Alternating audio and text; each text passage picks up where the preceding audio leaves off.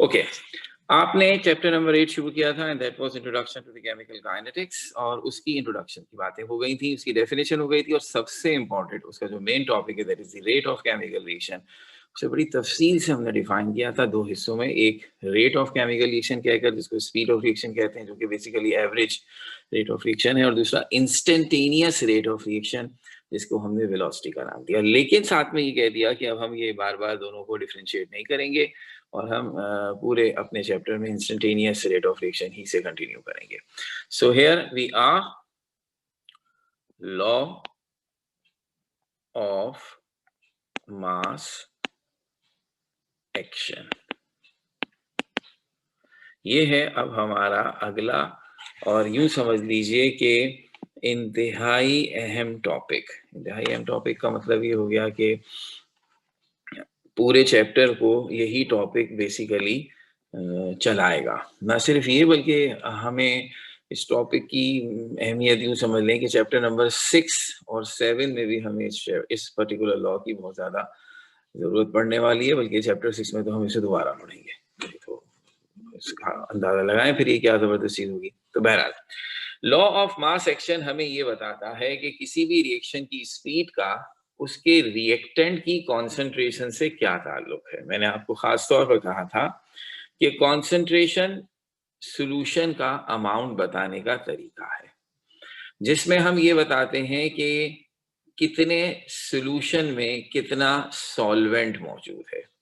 Solution का लेते हैं वॉल्यूम, यूं कहिए कि 1 डेसीमीटर क्यूब या 1 लीटर सॉल्यूशन में कितने सॉल्यूट के मोल्स हैं। This is what we called molar concentration, और इसी को कहते हैं एक्टिव मास। ये लफ्ज यहां भी इस्तेमाल होगा। तो आप खुद सोचिए कि अगर 1 लीटर सॉल्यूशन में सॉल्यूट के पार्टिकल्स ज्यादा होंगे, ज्यादा मोल होंगे, तो रश बढ़ेगा और इस सूरत में रिएक्टेंट के पार्टिकल्स का आपस में कोलिजन करने का, टकराने का चांस बढ़ेगा। किसी भी केमिकल रिएक्शन की सबसे पहली और सबसे इंपॉर्टेंट शर्त यह है कि जिन चीजों का आप रिएक्शन कराना चाहते हैं वो आपस में उनके पार्टिकल्स फिजिकली कोलाइड करें। बगैर कोलिजन के मॉलिक्यूल रिएक्शन नहीं कर सकते। This is the first condition, molecules must physically collide. आपके पास दो रिएक्टेंट हैं, अलग अलग बीकर में पड़े हुए हैं, कभी भी रिएक्शन नहीं होगा। टेलीफोन पे तो रिएक्शन नहीं कर सकते हो। आपको हर हाल में उनके सॉल्यूशंस को एक दूसरे से फिजिकली मिक्स करना पड़ेगा, अलाउ करना पड़ेगा कि दोनों के पार्टिकल्स एक दूसरे से टकराएं। तो जितने ज्यादा टकराएंगे उतना रिएक्शन का चांस ज्यादा है। तो अब ज्यादा टकराने की कहानी कहाँ आएगी? ज्यादा टकराने की कहानी आएगी जब 1 डेसीमीटर क्यूब सॉल्यूशन में ज्यादा मोल सॉल्यूट के होंगे। कम होंगे, खुले खुले दूर दूर होंगे, तो फिर उनके टकराने के चांसेस कम है। 1 डेसीमीटर क्यूब में ज्यादा मोल होंगे, बहुत करीब करीब हो जाएंगे, एक दूसरे से टकराने के चांसेस ज्यादा है। बस इसी थीम पर ये लॉ है और इसकी स्टेटमेंट बनेगी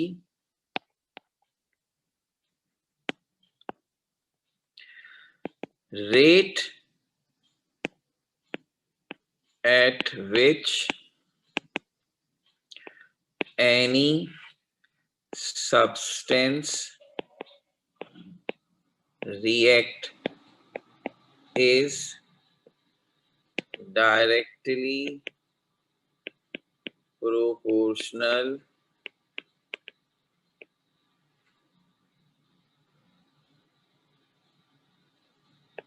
to its active mass and rate of overall reaction is directly proportional to product of active masses of all reactants.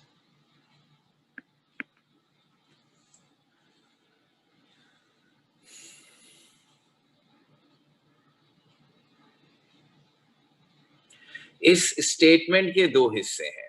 पहली दो लाइंस में लिखा गया rate at which any substance react, यानी अभी हम बात कर रहे हैं फॉर ए इंडिविजुअल सब्सटेंस, एक चीज किसी भी रिएक्शन में इन्वॉल्व है तो उसका पर्सनल रेट ऑफ रिएक्शन किसके बराबर है। तो उन्होंने कहा जनाब किसी भी सब्सटेंस का रेट ऑफ रिएक्शन उसके एक्टिव मास से डायरेक्टली प्रोपोर्शनल है। और मैं फिर रिपीट कर दूं, ये एक्टिव मास मोलर कंसंट्रेशन को कह रहे हैं हम, ठीक है। तो ये बल्कि हम स्टेटमेंट के आखिर में लिख देते हैं कि here active mass means molar concentration, and molar concentration is mole per decimeter cube and is denoted by, ऐसे ब्रैकेट में लिखेंगे हम इसे आगे, तो खैर आगे की बात है, लेकिन ये तय हो गया कि आप इसे यूं पढ़ेंगे rate at which any substance react is directly proportional to its molar concentration. तो किसी भी चीज के रेट ऑफ रिएक्शन का दारोमदार इस बात पर है कि वो चीज, उस चीज का सॉल्यूशन 1 डेसीमीटर क्यूब में कितने मोल्स उस सब्सटेंस के डिसॉल्व करके बैठा है। अगर वो ज्यादा मोल 1 डेसीमीटर क्यूब में मौजूद है, जगह 1 डेसीमीटर क्यूब है, मोल बढ़ गए तो जाहिर सी बात है वो बहुत ज्यादा कंजेस्टेड होगा, कोलिजन के चांसेस बढ़ेंगे। ऐसी सूरत में वो सब्सटेंस जिससे भी रिएक्शन करेगा बहुत ज्यादा तेजी से रिएक्शन करेगा। ये तो एक सब्सटेंस के लिए, लेकिन भाई रिएक्शन जब कोई चीज करती है तो एक से ज्यादा चीजें भी रिएक्शन में इन्वॉल्व होती है। कुछ रिएक्शंस में 2 रिएक्टेंट होते हैं, उसमें 3 होते हैं। तो उस सूरत में क्या होगा, तो फिर हमने अगली लाइन लिखी, हमने कहा रेट ऑफ ओवरऑल रिएक्शन, पूरे रिएक्शन का रेट जिसमें एक से ज्यादा सब्सटेंस इन्वॉल्व है, should be directly proportional to product of active masses of all reactant. उस सूरत में उस रिएक्शन में जितने भी रिएक्टेंट हैं आप सबके एक्टिव मासेस का प्रोडक्ट लेंगे और रेट उससे डायरेक्टली प्रोपोर्शनल होगा। एक सब्सटेंस की बात करूं तो उसके एक्टिव मास से रेट ऑफ डायरेक्टली प्रोपोर्शनल है।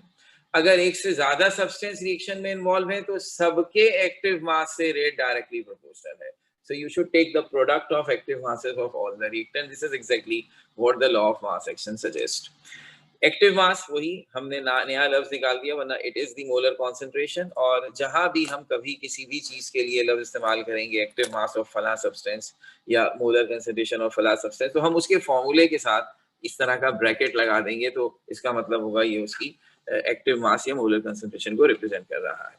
अब ये छोटी सी स्टेटमेंट को हम एक छोटी सी मैथमेटिकल एक्सप्लेनेशन में कन्वर्ट करते हैं। तो इसकी मैथमेटिकल एक्सप्लेनेशन, इससे छोटी डेरिवेशन शायद आपने ना की हो, बहरहाल मैथमेटिकल एक्सप्लेनेशन।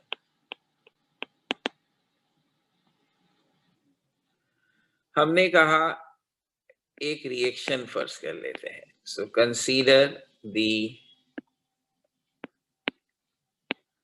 फॉलोइंग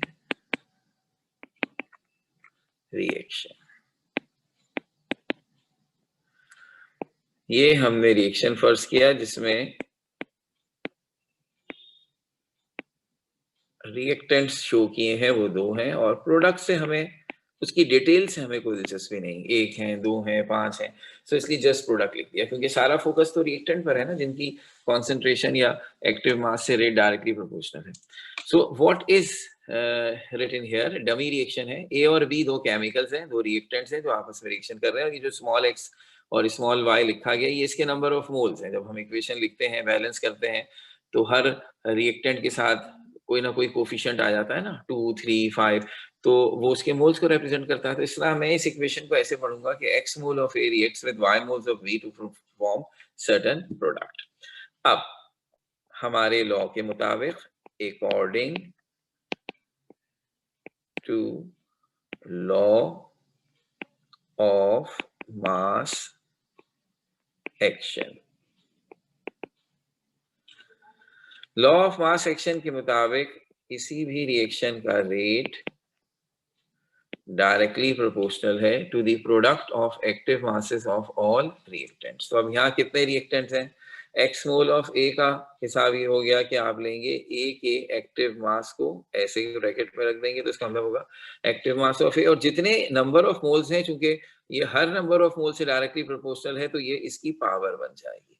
इस तरह जब आप लिखेंगे एक्टिव मास ऑफ ए, तो इससे मुराद होगी कि आप कंसंट्रेशन ऑफ ए लें और जितने नंबर ऑफ मोल्स हैं उसके कोफिशिएंट में जो है वो उसकी पावर बन जाएंगे। तो अगर फर्स्ट कर लें इस रिएक्शन में ए के 2 मोल पार्टिसिपेशन कर रहे हैं, 2a है, तो ये 2 इसकी पावर बन जाएगा। इसी तरह मल्टीप्लाई होगा किससे, एक्टिव मास ऑफ बी से, उसके नंबर ऑफ मोल्स कितने हैं y, वो इसकी पावर बन जाएंगे। इस तरह आप जिस भी इक्वेशन की रेट एक्सप्रेशन बनाएंगे उसमें जितने भी रिएक्टेंट हैं सबकी कंसंट्रेशन ली जाएगी ब्रैकेट में, और उनके जितने नंबर ऑफ मोल्स इक्वेशन में शो हो रहे होंगे वो उनकी पावर बन जाएंगे। तो ये हो गया rate is directly proportional to the product of active masses of both the reactant A and B. अच्छा, अब एक लाइन सिर्फ लिखनी होगी, प्रोपोर्शनल का निशान रिप्लेस होकर इक्वल बनता है, तो हम सबको याद है एक अदद प्रोपोर्शनैलिटी कांस्टेंट आता है जो यहाँ पर k है। तो ये इक्वेशन बन गई, बस ये 2 लाइन की हमारी डेरिवेशन, इसको कह दिया इक्वेशन 1। अब ये क्या चीज है, हमने कहा equation 1 is called rate expression and it is the mathematical explanation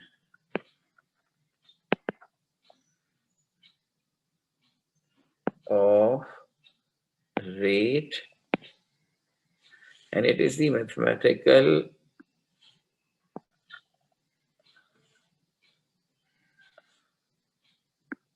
relation, ज़्यादा मुनासिब लफ्ज़ हो जाएगा, it is the mathematical relation between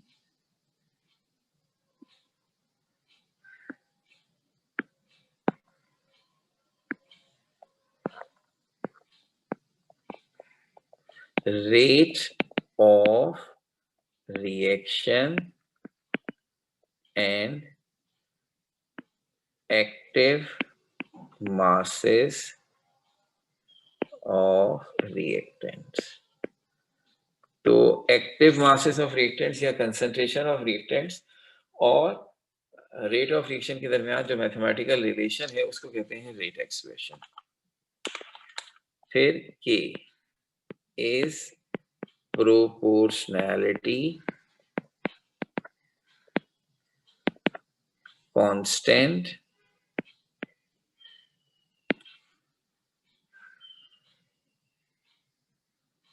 and is also called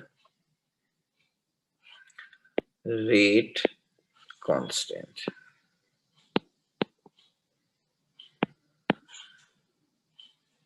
फिर x plus y is called order of reaction। इस छोटी सी डेरिवेशन में हमने इस चैप्टर के अगले तमाम टॉपिक्स को इंट्रोड्यूस कर दिया। इसमें 3 बातों का तस्करा है। नंबर 1, रिएक्शन की इक्वेशन गिवन हो तो उसकी रेट एक्सप्रेशन कैसे बनाते हैं। तो पहला काम यही होगा कि हम आपको इस रेट एक्सप्रेशन के बारे में और तफसील से बताएंगे। दूसरे नंबर पर इस इक्वेशन में एक प्रोपोर्शनैलिटी कांस्टेंट आया है जिसका नाम है rate constant, and that is a very important term for chemical kinetics. तो फिर हम इसके बारे में तफसील से पढ़ाएंगे। फिर तीसरे नंबर पर हमें ऐसा लग रहा है कि जितने नंबर ऑफ मोल्स ए और बी के रिएक्शन में हिस्सा ले रहे थे, जो रेट एक्सप्रेशन में आके पावर में चले गए, यानी कि एक्स और वाई, इनको हमने कहा है ऑर्डर ऑफ रिएक्शन। तो ये क्या भला है, कितनी सीधी और कितनी टेढ़ी है, इसके बारे में बात होगी। तो इसका मतलब है यहाँ से 3 चीजें निकल रही हैं जिन्हें अब हम अलहदा डिस्कस करना चाहेंगे। What is rate expression, what is rate constant and what is order of reaction. तो सबसे पहली बात रेट एक्सप्रेशन जो ऑलरेडी नजर तो आ गई है, तो हम चाहेंगे कि कुछ रिएक्शन को लिखें, असली रिएक्शंस को। और उनकी रेट एक्सप्रेशन बनाकर देखें, क्योंकि ये रेट एक्सप्रेशन से इस चैप्टर का सारा काम चल रहा है। तो एक एग्जाम्पल तो हम इसी में शामिल कर देते हैं। तो अगर इम्तिहान में सवाल आता है ना, state and explain law of mass action, तो स्टेटमेंट पहले लिखी और ये यहाँ एक एग्जाम्पल के साथ ये एक्सप्लेनेशन हो जाएगी। तो एक एग्जाम्पल बस लिख लेते हैं। तो वो एग्जाम्पल है, अगर आपको ये रिएक्शन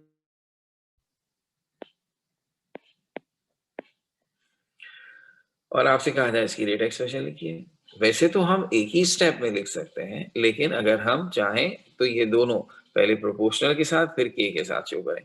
अच्छा, रेट को हम इस तरह RATE रेट इंग्लिश में भी लिख सकते हैं और हम इसका ये सिंबल भी यूज कर सकते हैं dx/dt, जो टेक्निकली इंस्टेंटेनियस के लिए बनाया गया था, लेकिन फिर हमें इजाजत दे दी कि आप इसे जहां चाहे इस्तेमाल कर लें, एवरेज में भी यूज कर लें, कोई बात नहीं। तो ये डायरेक्टली प्रोपोर्शनल है किससे? अब इस इक्वेशन को देखना, अब AB नहीं देखने बैठ जाएगा। इस इक्वेशन का एक रिएक्टेंट है कार्बन मोनोऑक्साइड CO, उसकी कॉन्सेंट्रेशन और उसके मोल कितने हैं 2, तो ये 2 इसकी पावर बन जाएगा।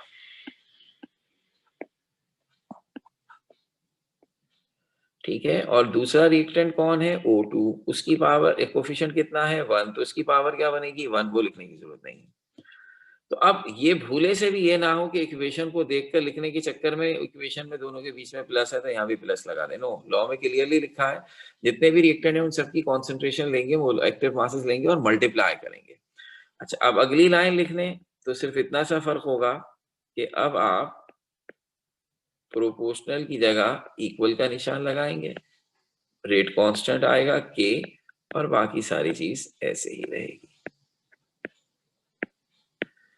So this is the rate expression for this given reaction. ऊपर डमी है, नीचे एक्चुअल एग्जाम्पल ले ली।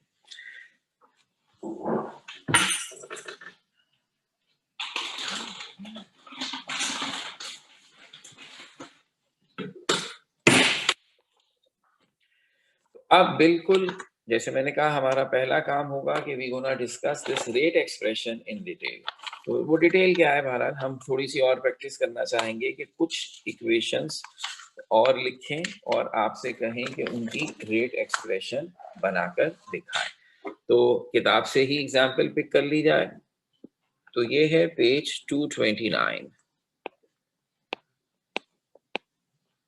और 229 पे है एग्जाम्पल 1, और वो ये कहती है कि right rate expression for the following reactions, और 3 रिएक्शंस दिए हैं, आप उन तीनों की रेट एक्सप्रेशन लिखेंगे। जैसे this is the first one,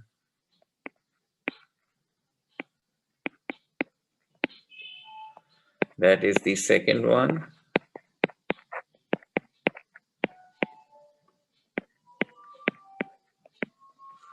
and that is the third one.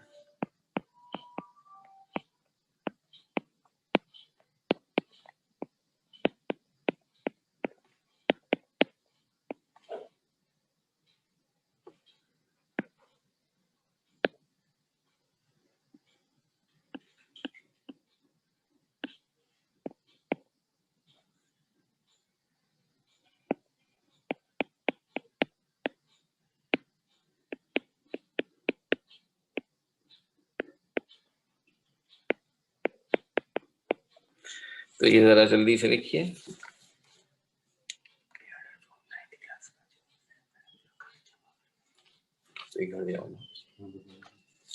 अगर यहाँ आ गए अभी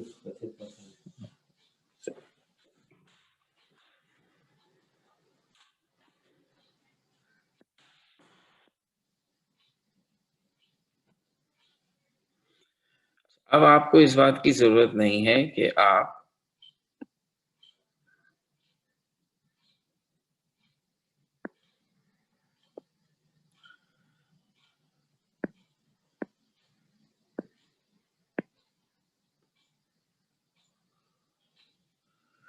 दो स्टेप्स लिखें, अलबत्ता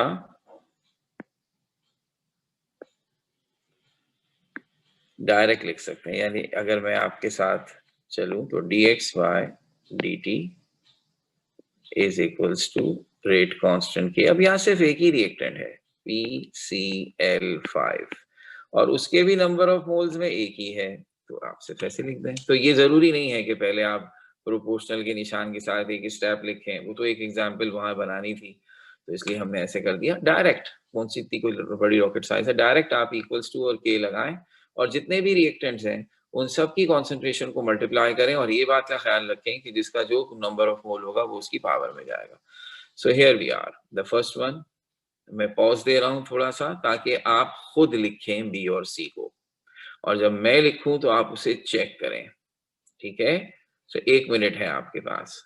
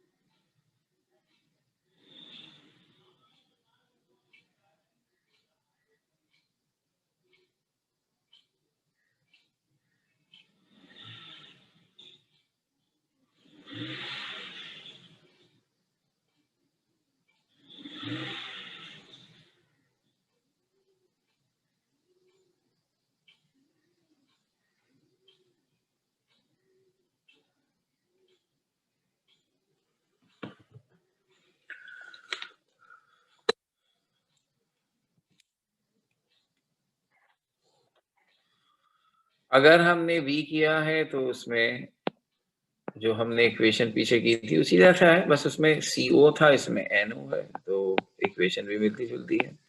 सबसे पहले NO की कॉन्सेंट्रेशन का स्क्वायर और फिर O2 की कॉन्सेंट्रेशन की पावर 1।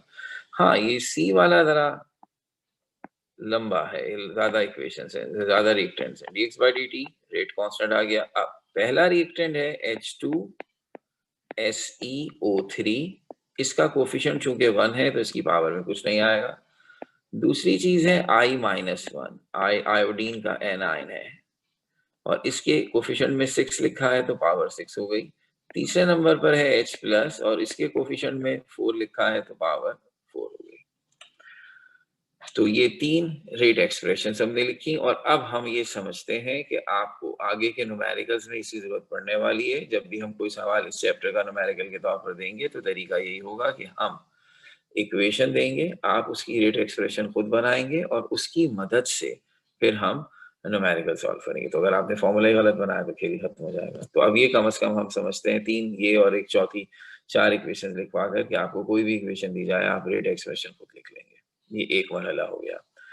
अब दूसरी बात, जैसा कि इसमें लिखी हुई थी हमारे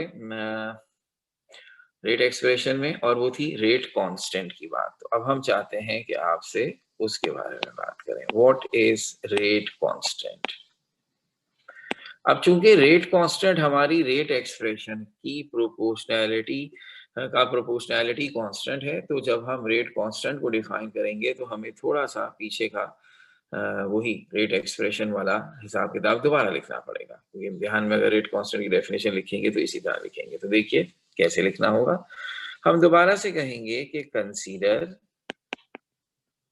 द फॉलोइंग इक्वेशन, और हमारी इक्वेशन एग्जैक्टली वही होगी कि x mole of A reacts with y moles of B and forming some product। और फिर हम वही उसी तरह से कहें according to law of mass action rate is directly proportional to the concentration of A to the power x, concentration of B to the power y। So rate is equals to K times concentration of A की power X, concentration of B की power Y, and this is called equation 1. तो बिल्कुल उसी तरह अब आप कहिए कि equation 1 is called rate expression.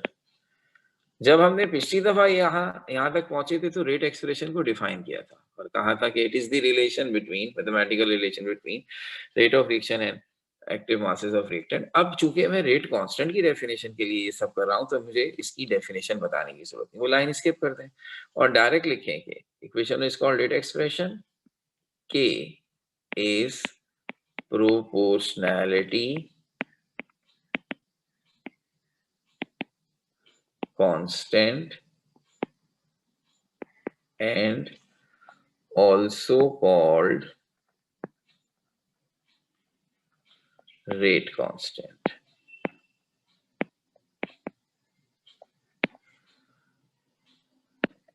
It is defined as. अब डायरेक्ट इसकी डेफिनेशन लिखें, बिल्कुल डिफरेंट तरीके से आप पहुंचेंगे, सारी वही कॉपी पेस्ट नहीं करना है, बस शुरू का हिस्सा वहीं से लिया था. और अब हम इसकी डेफिनेशन देखिए कैसे बनाएंगे. हम इक्वेशन 1 को ही देखकर डेफिनेशन बनाएंगे. जरा देखिएगा, ये है it is the rate of reaction when the concentration of all reactants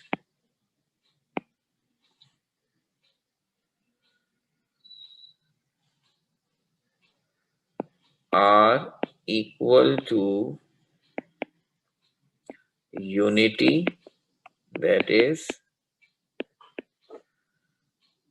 1 mole per decimeter cube.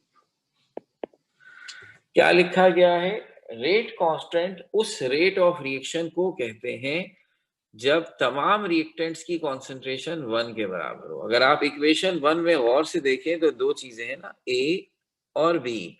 अगर मैं इन दोनों की कॉन्सेंट्रेशन 1 के बराबर ले लूं तो रेट सीधा सीधा के के बराबर आ जाएगा, क्योंकि ये दोनों चीजें ए और बी तो 1 के बराबर हो जाएंगी. जैसे करके दिखाएं, अगर if concentration of A and concentration of V is equals to 1 mole per decimeter cube, then equation 1 becomes. तो equation 1 में क्या हो जाएगा, पुट कीजिए जरा दोनों की वैल्यूज को. तो A की जगह भी 1 उसकी पावर x, B की जगह भी 1 उसकी पावर y. हमें पता है एक 1 के ऊपर जो भी पावर हो 1 के ही बराबर होती है. तो इसका क्या मतलब निकला, the rate should be equals to simply k. तो जब किसी भी रिएक्शन में रिएक्टेंट की कॉन्सेंट्रेशंस 1 के बराबर ली जाए तो फिर उसका रेट उसके रेट कांस्टेंट के बराबर हो जाता है. तो रेट कांस्टेंट दरअसल उस रेट ऑफ रिएक्शन को कहते हैं जब किसी भी रिएक्शन में सारे रिएक्टेंट्स की कंसेंट्रेशन 1 के बराबर ली जाए. ये है इसे डिफाइन करने का तरीका. डेफिनेशन हो गई. अब रेट कांस्टेंट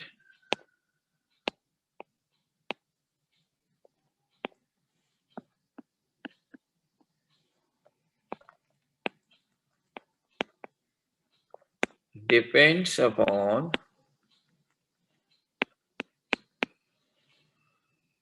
रेट कांस्टेंट दो चीजों पे डिपेंड करता है. Number 1, nature of reaction. So her reaction का रेट कांस्टेंट अलग है. सबसे सिंपल बात हो गई. अब दुनिया में अगर 1 लाख रिएक्शंस हैं तो हर रिएक्शन का रेट कांस्टेंट अलग है. एक तो ये बात सीधी सी हो गई, नंबर 1. नंबर 2, रेट कांस्टेंट जो है टेम्परेचर से वेरी करता है. So it also depends upon temperature. तो हर रिएक्शन का हर टेम्परेचर पर अलग अलग रेट कांस्टेंट है. ये दो चीजें हैं जिस पर रेट कांस्टेंट डिपेंड करता है। और बज़ाहिर जिस चीज के मुतालिक हमें ये डाउट हुआ होगा कि शायद रेट इस पे भी डिपेंड करता है, उसमें नहीं करता, और वो है कॉन्सेंट्रेशन। कॉन्सेंट्रेशन चेंज करने से रेट चेंज नहीं होता। हमने उसकी डेफिनेशन को बनाने के लिए कॉन्सेंट्रेशन की मदद ली है, लेकिन ये नहीं मतलब कि रेट कांस्टेंट पर भी रेट कंसंट्रेशन जो है वो डिपेंड करती है, ऐसा नहीं है। मिसाल के तौर पर अगर मैंने कहा कि जिस वक्त कॉन्सेंट्रेशन 1 के बराबर है तो रेट और के बराबर हो गए, ठीक है। तो अब अगर फर्ज कर लीजिए मैं कॉन्सेंट्रेशन को डबल कर दूं, तो भाई साफ साफ लिखा है rate is directly proportional to the concentration. अगर मैं कॉन्सेंट्रेशन को डबल करूंगा तो रेट डबल हो जाएगा। के पर कोई फर्क नहीं पड़ेगा, के is rate constant.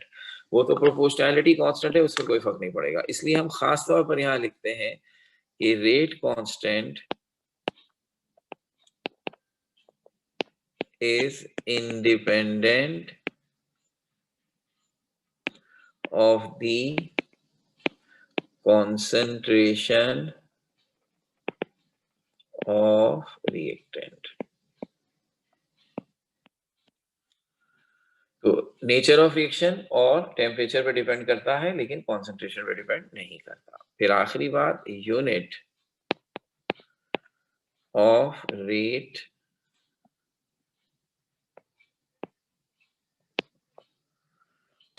Of reaction depends upon nature of reaction.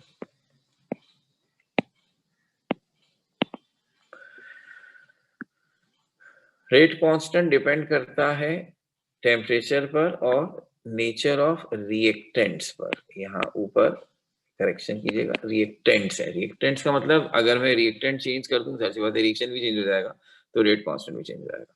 और जो इसका यूनिट है वो इस बात पे डिपेंड करता है कि रिएक्शन की नेचर क्या है। यानी इसका मतलब है रेट कांस्टेंट का यूनिट फिक्स नहीं है। हर रिएक्शन के लिए रेट कांस्टेंट एक जैसा यूनिट नहीं रखता, बल्कि नेचर ऑफ रिएक्शन देखकर इसका यूनिट भी चेंज होगा। ये अजीब सी बात है, इसे मैं तफसील से डिस्कस करूंगा, ये अलग से मेरी बात है। लेकिन अभी फिलहाल जरा गौर से देखिएगा, ये थोड़ी सी बात बड़ी हो गई है। डेफिनेशन ऑफ रेट कांस्टेंट इम्तिहान में 1 नंबर की भी आए तो आपको ये सब लिखना है, ये जो आपके सामने स्क्रीन पर नजर आ रहा है प्लस ये, ठीक है ना। बड़ी बात हो गई, कोई बात नहीं। कोई चीज ऐसी भी हो सकती है जिसके नंबर कम हो और डिटेल जरा ज्यादा हो। ज्यादातर एग्जाम में रेट कांस्टेंट की डेफिनेशन 2 मार्क्स की पूछी गई है या 1.5 मार्क्स की पूछी गई है, तो जस्टिफाइड हो जाता है। लेकिन मेरी ख्वाहिश होगी कि even if it is of 1 mark you should write this thing. अब आप कहें कि नहीं जी वो हम यूं कट करके यूं लिख दें, भाई वो आपकी मर्जी है, आप इसको छोटा करके लिख दें, आप जैसा चाहें। ये क्वालिटी आंसर होगा, बस मेरा पॉइंट ये है, दिस इज क्वालिटी आंसर। वरना वही वाली बात है, अगर आपने गुजारा करना है तो गुजारा तो ऐसे भी हो जाएगा कि ये जो मैंने इन्वर्टेड कॉमास में लिखी है ये डेफिनेशन और नीचे ये छोटी सी जो 4 लाइनें लिखी हुई है डेरिवेशन की, बस तो आप ये भी लिख दें तो भी चलेगा, तो चलेगा ना वो। तो अगर हम क्वालिटी चाहते हैं तो मेरी रिकमेंडेशन ये है कि हम इस डेफिनेशन को पूरा लिखें। अच्छा, अब चूंकि हम ऑलरेडी इस डेफिनेशन को पूरा लिखने के चक्कर में जरा ज्यादा बता चुके हैं, ठीक है ना, मान रहा हूं मैं ज्यादा, तो अब इसीलिए ये जो इसके यूनिट के गड़बड़ घोटाले हैं इसे मैंने डेफिनेशन में नहीं शामिल किया, सिर्फ ये लाइन लिख दी कि बस इसका यूनिट फिक्स नहीं है, रिएक्शन की नेचर पर डिपेंड करता है। अब इसके यूनिट के बारे में हम अलग से बात करेंगे क्योंकि वो पूछा भी अलग से जाता है। हमें रिएक्शन देते हैं और कहते हैं बताइए इसके रेट कांस्टेंट का यूनिट क्या होगा, क्योंकि रिएक्शन की नेचर देखकर फैसला होगा कि यूनिट क्या है, वो हम आपको भी सिखाते हैं। लेकिन उससे पहले एक छोटी सी डेफिनेशन जिसका ताल्लुक इस बात से है कि आपने कहा रेट ऑफ रिएक्शन टेम्परेचर पे डिपेंड करता है, इसका मतलब है हर टेम्परेचर पर हर रिएक्शन का रेट कांस्टेंट की वैल्यू अलग अलग है। तो जब हर टेम्परेचर पर अलग अलग है तो हमने एक स्टैंडर्ड वैल्यू बना दी जो कि रूम टेम्परेचर पर है, और रूम टेम्परेचर होता है 25 डिग्री सेंटीग्रेड। तो उस रेट कांस्टेंट को जो रूम टेम्परेचर पर यानी कि 25 डिग्री सेंटीग्रेड पर रिकॉर्ड किया जाए किसी भी रिएक्शन के लिए, वो कहलाता है specific rate constant. So rate constant at room temperature, that is 25 degree centigrade or 298 Kelvin, is called rate constant, is called specific rate constant.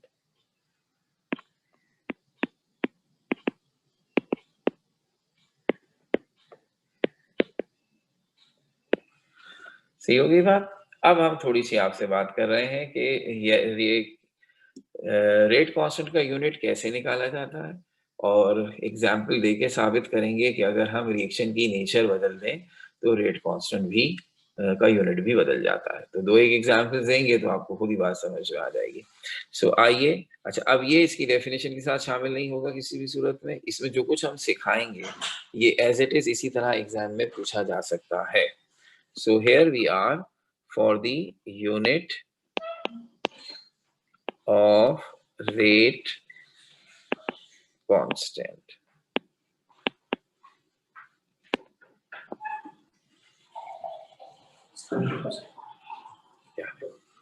Okay, तो सबसे पहले केस 1, अगर हम ऐसा रिएक्शन कंसीडर करें जिसमें सिर्फ एक रिएक्टेंट हो, सपोज वो रिएक्टेंट है ए, एक तो रिएक्टेंट भी एक ही है और उसके नंबर ऑफ मोल भी एक ही है। तो अगर यूं कह लिया जाए कि ऐसे रिएक्शन जिसमें किसी भी सब्सटेंस का बस सिर्फ 1 मोल रिएक्शन में हिस्सा ले, इस टाइप के जितने भी रिएक्शन होंगे जिनके रिएक्टेंट में सिर्फ 1 मोल ऑफ सब्सटेंस होगा, उन सब के रेट कांस्टेंट एक जैसे होंगे। वो क्या होंगे? अगर मैं इस रिएक्शन की रेट एक्सप्रेशन बनाऊं तो obviously rate is directly proportional to the concentration of A to the power 1, क्योंकि number of moles of A 1 ही है, तो लिखने की जरूरत ही नहीं वो तो। और फिर अगली इक्वेशन, अगले स्टेप में हमने रेट कांस्टेंट इंट्रोड्यूस कर दिया, ये इसकी रेट एक्सप्रेशन हो गई। अब इसमें जो k है रेट कांस्टेंट, अगर मैं उसका फॉर्मूला निकालूं तो वो फॉर्मूला बनता है rate divided by the concentration of a। इन दोनों की यूनिट रखेंगे तो k का यूनिट मिल जाएगा। अभी अभी बात हो चुकी है लास्ट लेक्चर में ही, रेट का यूनिट होता है मोल पर डेसीमीटर क्यूब पर सेकेंड, और कॉन्सेंट्रेशन का यूनिट होता है सिर्फ मोल पर डेसीमीटर क्यूब। तो मेरे ख्याल में बहुत ही क्लियरली नजर आ रहा है कि मोल पर डेसीमीटर क्यूब न्यूमरेटर में भी है और डिनोमिनेटर में भी है, तो दोनों कैंसिल हो जाएंगे। जब दोनों कैंसिल हो जाएंगे तो बचेगा क्या? सिर्फ second inverse. So the rate constant unit is second inverse for those reactions जिसमें सिर्फ एक रिएक्टेंट रिएक्शन में मौजूद हो। हर एक के लिए नहीं कह दीजिएगा, सिर्फ ऐसे तमाम रिएक्शंस जिनके रिएक्टेंट में सिर्फ एक सब्सटेंस और उसका भी 1 मोल मौजूद हो। So this type of reaction where we have only 1 mole of reactant will have their rate constant unit second inverse. ठीक है? अगर अगर अब आपको समझ आएगी कि why this is important that there is only 1 mole of any substance in the reactant। अगर मेरे पास रिएक्टेंट में 2 मोल हुए, अब 2 मोल होने की दो सिचुएशंस हैं, एक को कह देते हैं केस 2A और एक को कह देंगे केस 2B। यानी ये भी हो सकता है कि मेरे पास 2 मोल हो और दोनों अलग अलग चीजों के हों, और ये भी हो सकता है कि मेरे पास 2 मोल हो और दोनों एक ही चीज के हों। इन दोनों सूरतों में रेट कांस्टेंट का यूनिट एक जैसा आएगा, मगर वो इससे डिफरेंट आएगा केस 1 से। तो पहले इस तरह निकाल के देखते हैं। We have reactions where we have 1 mole of A react with 1 mole of B, so what should be the rate constant? इसी को देख के अंदाजा हो जाएगा। यस, अगर मैं मॉलिक्यूल्स की तादाद रिएक्शन में चेंज करता जाऊं तो उसके रेट कांस्टेंट की वैल्यू चेंज होती जाएगी, रेट कांस्टेंट के यूनिट की वैल्यू चेंज होती जाएगी। इस रिएक्शन को देखकर अगर आप इसकी रेट एक्सप्रेशन बनाएंगे तो कैसे बनेगी? Rate is directly proportional to the concentration of A multiply by to the concentration of B। और अगर मैं इसमें प्रोपोर्शनल का निशान हटाकर इक्वल का निशान लगा दूं तो दिस बिकम्स लाइक दिस। तो अब अगर मैं आपसे कहूं कि k की वैल्यू, तो k की वैल्यू हो गई रेट, ऊपर आएगा divided by concentration of A times concentration of B। तो अब अगर रेट का यूनिट वही है मोल पर डेसीमीटर क्यूब पर सेकेंड, और नीचे अब दो कॉन्सेंट्रेशन है, A की कॉन्सेंट्रेशन का यूनिट मोल पर डेसीमीटर क्यूब, तो B की कॉन्सेंट्रेशन का भी यूनिट लिखा जाएगा विच इज मोल पर डेसीमीटर क्यूब। तो अब नजर आ गया आपको खास कि भाई 1 मोल पर डेसीमीटर क्यूब तो कैंसिल हो जाएगा, मगर दूसरा तो वैसे का वैसा ही रहेगा। तो अब सिचुएशन डिफरेंट हो गई, न्यूमरेटर में सेकेंड इनवर्स है और डिनोमिनेटर में मोल पर डेसीमीटर क्यूब है। तो अगर मैं इसको अब सिंप्लीफाई करके लिखूं और डिनोमिनेटर को भी न्यूमरेटर में ले लूं तो डेसीमीटर क्यूब जो है, जो इनवर्स में था वो सिंपल डेसीमीटर क्यूब हो जाएगा, मोल इनवर्स हो जाएगा, सेकेंड इनवर्स जो न्यूमरेटर में था वो ऐसे ही रहेगा। So now this is the unit of rate constant for the reaction where we have two reactants available. और अब आपको खुद ही अंदाजा हो गया सर, इसका मतलब है अगर मेरे पास किसी रिएक्शन में 3 रिएक्टेंट हुए तो फिर सिचुएशन और डिफरेंट हो जाएगी. So we will have a different value of the unit of rate constant if we keep increasing the number of reactant molecules in the reaction. हमारे सिलेबस में अमूमन सिर्फ ये 2 केसेस हैं जहां रिएक्शन एक सब्सटेंस के साथ हो रहा है या 2 सब्सटेंसेस के साथ हो रहा है, इसलिए हमारा प्रैक्टिकली पाला सिर्फ इन दोनों सिचुएशन से ही पड़ेगा. लेकिन इन दोनों के रेट कांस्टेंट को निकाल देने से कम से कम ये अकल आ गई कि अगर कोई हमसे तीसरी सिचुएशन भी बनाकर पूछ ले तो हम आसानी से रेट कांस्टेंट का यूनिट निकाल कर दिखा सकते हैं. अब इसमें एक बात ये है, जैसे मैंने ऊपर 2a लिखते हुए कह दिया था कि अगर 2 मोल्स किसी भी रिएक्शन में हो, चाहे वो अलग-अलग चीजों की सूरत में हो या सेम, तो यूनिट यही रहेगा. तो अगर फर्ज कर लीजिए रिएक्शन ऐसा होता कि 2 मोल होते मगर दोनों के दोनों A के होते, A reacts with A plus B नहीं होता, तो भी यूनिट ठीक रहता. तो आसानी और समझदारी की बात यह है कि हम उसे भी ड्राइव करके दिखाते हैं. दिस इज कॉल्ड, जिसको हम कह देते हैं केस 2b, क्योंकि इसमें हम क्या कर रहे हैं, हम A के ही 2 मोल ले रहे हैं. तो सब्सटेंस A ही है लेकिन उसके 2 मोल हैं, तो it is equivalent to case 2a. Rate और एक्सप्रेशन लिखेंगे तो कैसे लिखेंगे कि rate is directly proportional to the concentration of A का स्क्वायर, और रेट इज डायरेक्टली प्रोपोर्शनल के बाद इक्वल बनाए तो रेट कांस्टेंट आ जाएगा, विच इज लाइक दिस. तो अब K की वैल्यू होगी rate divided by A square. Unit लिखिए, रेट का यूनिट होगा मोल पर डेसीमीटर क्यूब पर सेकेंड, और डिनोमिनेटर में A का स्क्वायर है, इसका मतलब A का यूनिट, कंसंट्रेशन का यूनिट मोल पर डेसीमीटर क्यूब, और उसका स्क्वायर लिया जाएगा. तो फिर वही बात हो गई, जब आप इसका स्क्वायर लेंगे तो 1 मोल पर डेसीमीटर क्यूब कैंसिल हो जाएगा और 1 मोल पर डेसीमीटर क्यूब बचा रहेगा. एग्जैक्टली वही सिचुएशन हो गई. ऊपर है सेकेंड इनवर्स और नीचे 2 मोल पर डेसीमीटर क्यूब थे, अब 1 रह गया. इसको मैं सिंप्लीफाई करूंगा तो एग्जैक्टली वही बनेगा, decimetre cube mole inverse second inverse is the unit of rate constant. तो आपके रिएक्शन में 2 एक जैसे मॉलिक्यूल्स रिएक्शन कर रहे हो या 2 अलग-अलग रिएक्शन कर रहे हो, रेट कांस्टेंट का यूनिट एक जैसा होगा. अलबत्ता अगर नंबर ऑफ मोल्स रिएक्टेंट्स के 2 से ज्यादा कर दिए जाएं या 2 से कम कर दिए जाएं, इन दोनों केसेस में रेट कांस्टेंट का यूनिट चेंज हो जाएगा. सो ये बातें हो गई रेट कांस्टेंट से मुताल्लिक. अब हमने जो आपको आते ही रेट एक्सप्रेशन की छोटी सी डेरिवेशन कराई थी, उसमें 3 कैरेक्टर्स इंट्रोड्यूस किए थे. रेट एक्सप्रेशन, तो हमने आपको सिखाया रेट एक्सप्रेशन इक्वेशन गिवन हो तो कैसे बनाते हैं. उसके बाद हमने आपको इस रेट कांस्टेंट के बारे में बता दिया, इसके यूनिट, इसकी सारी डेफिनेशन वगैरह वगैरह.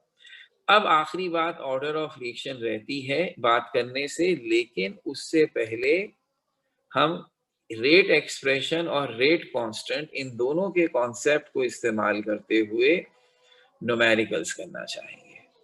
तो अब होगा ये कि हमें एक इक्वेशन गिवन होगी, हम उसकी रेट एक्सप्रेशन बनाएंगे, जैसे ये बनी हुई इक्वेशन 1 आपके सामने. तो इसमें टोटल 3 चीजें नजर आ रही हैं हमें, रेट, रेट कांस्टेंट और कंसंट्रेशन ऑफ रिएक्टेंट. तो अब इन न्यूमेरिकल्स का हिसाब ये होगा कि कोई 2 चीजें दे देंगे और एक पूछ लेंगे. हम आपको कॉन्सेंट्रेशन दे देंगे, रेट दे देंगे तो रेट कांस्टेंट पूछ लेंगे, रेट कांस्टेंट और कंसंट्रेशन दे देंगे तो रेट पूछ लेंगे. तो ये बहुत ही सिंपल से आसान से सवालात हैं, कुछ बुक में है, कुछ फाइवर में है, ये सब हम पहले करेंगे, फिर हम ऑर्डर ऑफ एक्शन पे पहुंचेंगे. तो ये है वो एग्जैक्टली जगह जहां प्री मेडिकल वालों का काम हमने कराया था. तो अब आप दोनों ग्रुप्स बिल्कुल बराबर आ गए हैं. इसका मतलब ये हुआ कि अब हम इंशाअल्लाह ताला जब कमिंग वीक में अपने टाइम टेबल, मेरे ख्याल में आज ही आपके ग्रुप पर डाल देंगे, तो उस टाइम टेबल के हिसाब से अब जब तक गवर्नमेंट हमसे नहीं कह देती हमने ऑनलाइन क्लासेस करनी है, और उन क्लासेस में अब आपका पूरा ग्रुप एक दफा फिर साथ बैठेगा और हम इससे कंटिन्यू करेंगे. तो अब जो भी हमारी अगली क्लास आएगी according to your time table, आपको याद रखना है कि हाथ में कैलकुलेटर लेकर बैठेंगे, क्योंकि न्यूमेरिकल्स कर रहे हैं. तो आपको वही नसीहत जो हर न्यूमेरिकल में से पहले की है फिर कर रहा हूँ, करनी कैलकुलेशन अपने कैलकुलेटर से खुद कीजिएगा, वो कॉपी पेस्ट मत कर दिया करें. ठीक है ना. हर चीज इंशाल्लाह ताला आप पढ़ते वक्त भी, मेरी ख्वाहिश पहले भी यही होती थी, अभी भी यही है कि आप इसे कॉपी किया करें. और अगर फर्ज कर लें मैं स्लाइड जल्दी जल्दी चेंज कर रहा हूँ और इसकी वजह से आप कॉपी नहीं कर पाते हैं,